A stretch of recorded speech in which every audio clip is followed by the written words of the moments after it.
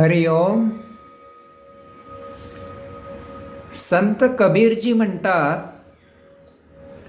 मनुष्य योनी ही विश्वयात्रेतील शेवटची योनी आहे. येथे आपल्याला यात्रा संपन्न होऊन पुन्हा आपला मुक्काम योगधामी स्वगृही करायचा आहे. आपण जिथून येथे आलो 84 लक्ष योनींचा प्रवास केला. एवढा अनुभव आता आपल्या पाठीशी आहे आणि भगवंतांनी जी बुद्धी दिली आहे त्याचा वापर करून आता आपल्याला परत आपण जिथून आलो आपला जो कायम मुक्काम आहे योगधाम, त्या स्वगृही आपल्याला परत जायचे आहे मानवी योनीनंतर.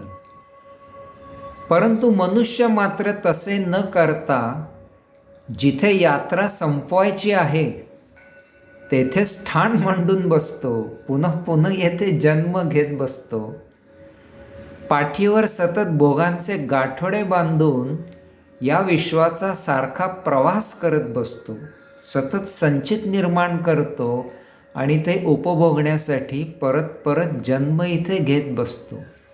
मुक्त होण्याचं नावच काढत नाही. कबीरजींना याचं मोठं आश्चर्य वाटते की मनुष्याला एवढी प्रगल्भ बुद्धी दिली, एक अनन्यसाधारण बुद्धी दिली आहे मानवी योनीला.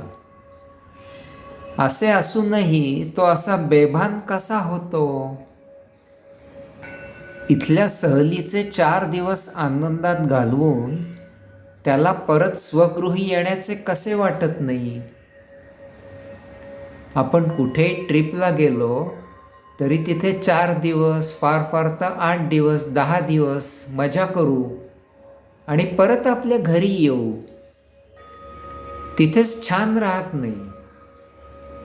कबीरजी एका त्यांच्या दुसऱ्या दोहामध्ये पण म्हणतात की गावात जो मेला असतो त्या मेल्यामध्ये आपण सकाळी जातो, दिवसभर मजा करतो, संध्याकाळ झाली की परत आपल्या घरी येतो.